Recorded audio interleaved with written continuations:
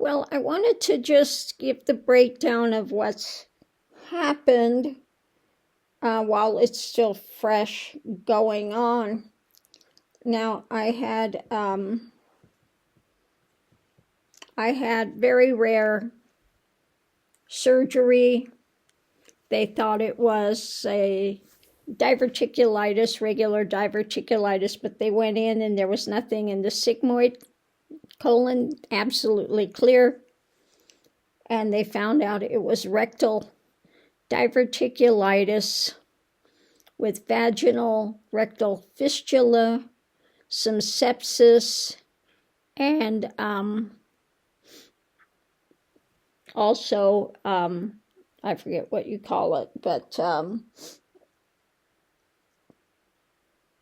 it just went out. So anyway, it was a very complicated surgery.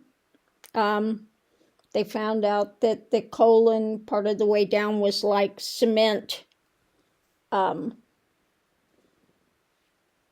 So I had the surgery. It's been 2 weeks now.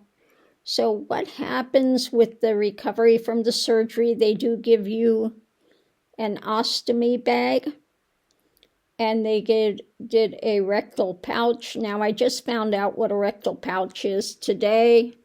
A rectal pouch means that they do one part of the colon in the ostomy, and the other part of the colon is left in the abdomen. So that's a rectal pouch. So they release you, and you come home, and the first week, trying to urinate was really difficult, and you would have very limited urination, and when you would urinate, it would feel like pulling the drain out. You know how that pain is from the drain? It's like that, a very pulling sensation. Okay, and so you're on some type of opioid pain medication for about a week. And so you're dealing with the ramifications of the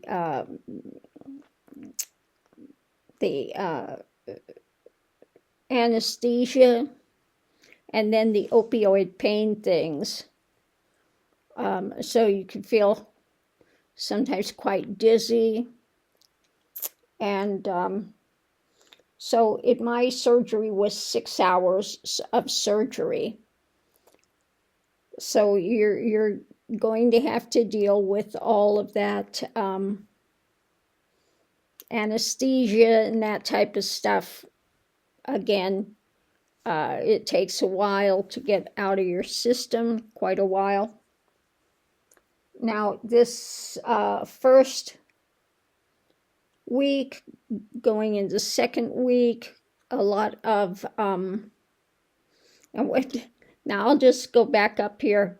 When I was in the hospital, they were saying you have to pass gas before we see that things are working. Well, you're thinking of having, regular thing, but they're talking about passing gas in your ostomy bag. So, they want to see that first, that things are working, the bowels and things are working. And so, coming home, like I said, the first week, really a lot of difficulty in urinating. And the second week, now I'm at the end of the second week.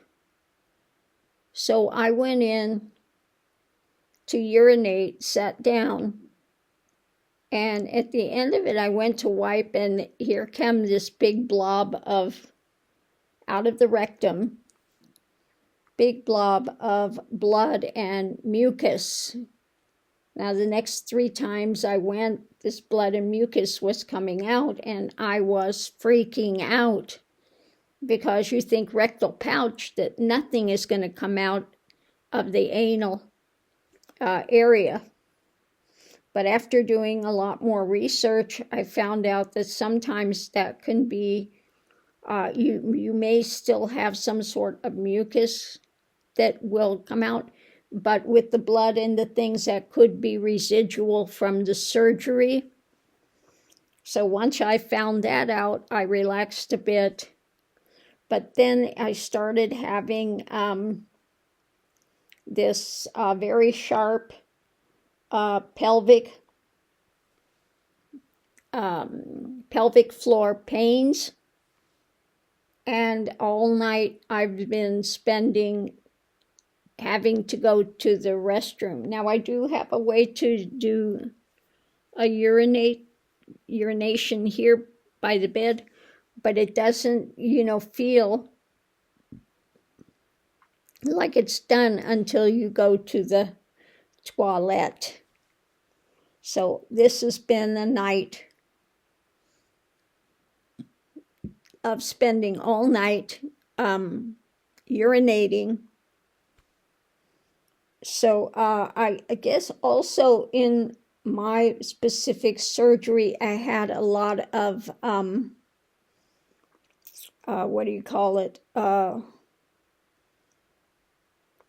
a lot of adhesions and things inside as well, because I had had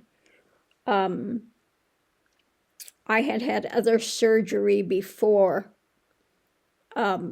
So I had a lot of adhesions and things, and I think that also affected the urinary things as well. So that's what it's been. Tonight, I've been all night not running, because I'm not running anywhere at this time, but back and forth to the bathroom all night with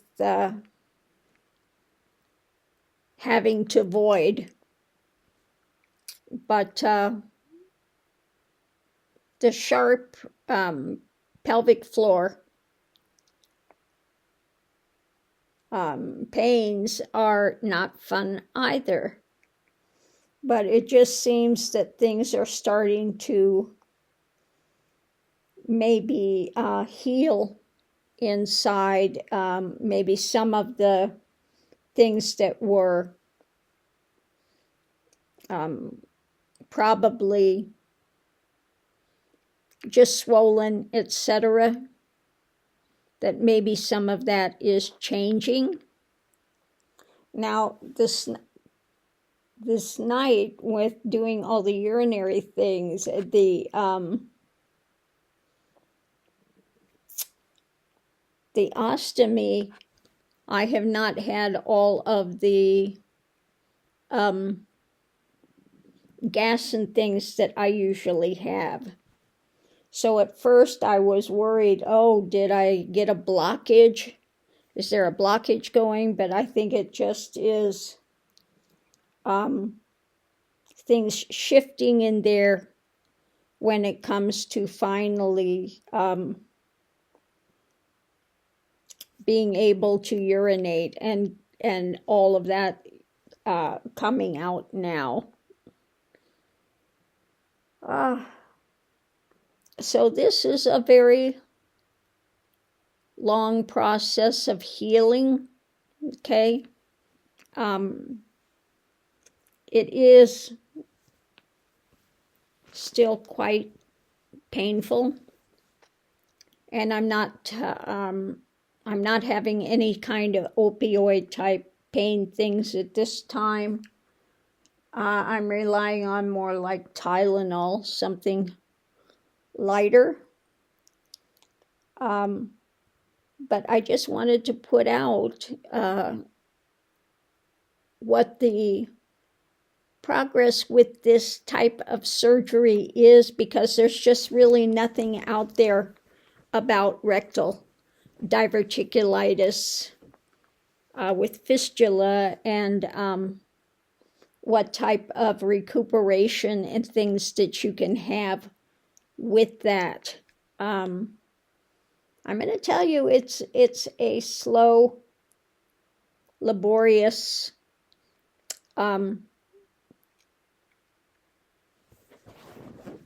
healing process. Now, in the case here, it wasn't done laparoscopically or anything. There's like a 12-inch incision, okay, which again takes quite a while to heal. So when the surgeon did the incision, he did the staples. I went back after a week and he had taken the staples out. The incision looks very red, and at first we thought maybe there might be some infection, but he said he doesn't think that it's infected, but it is quite red while it's healing. Now it's not feeling as warm and as hot as it was. So I'm thinking that maybe there is not an infection in there. So that's pretty much it. I just wanted to, it's real early in the morning. It's like 4 a.m. And I've been up and down all night. But I wanted to put this out while I was still fresh on everything that had happened and all the research I had done about the urinary,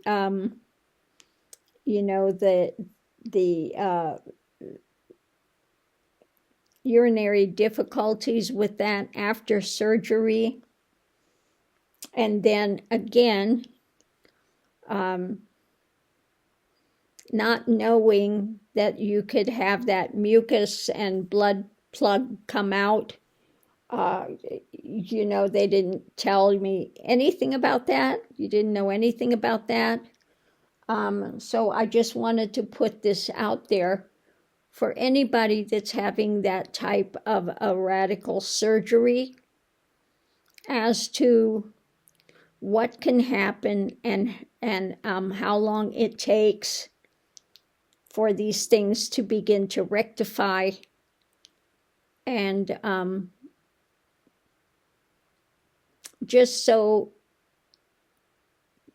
you can have a little bit more of a FYI if you're having that type of surgery as to what can happen and how things progress with that. So on that note, I'll leave that here because I think I've pretty much covered everything for now. Yeah. And I'm going to try to get a little bit of sleep, and hopefully I'm not going to have to run into the restroom again in the next 10 minutes. But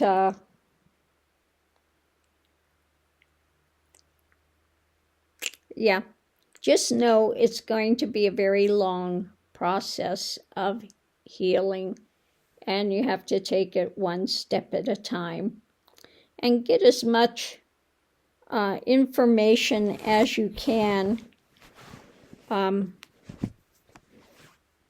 about the healing process, what it's going to take, so that you're not like I was with now my surgeon was great. I got the blow-by-blow, everything he did in the surgery. Everything he used, every step of the surgery, I have got it in detail. Okay? So my surgeon was very good about that. But then when you're released, I have not had the information about what to expect when it came to urinary retention, about a plug that could come out after surgery, because you hear that there is a rectal pouch, you think that absolutely nothing's going to come out of the rectum. So when all of a sudden you see this big plug of blood and mucus come out, that can be, a bit disconcerting, to say the least. But I was able, like I said, to do a lot of research and found out that yes, that can happen, and it can be a residual from surgery. Yeah. So on that note, I'm going to leave this here, and hopefully I can lay down and not having extreme pelvic floor stabbing sensations going on. But I think part of it that I'm having those stabbing sensations, up there went the ostomy. Just had a little bit of gas going, so things are working in there too. But not knowing about the urinary retention and what can happen for that and how long that can last. And, when you've had a lot of adhesions and things in there as well, and how long it takes for those things to start coming back and start working again. Yeah. So hopefully this helps somebody out there that may be going through this type of an extensive surgery, and just know a little bit about what takes place, so that you're not really thrown for a loop with it, and know that this is the process of healing. Okay. So thank you, everyone. See you online.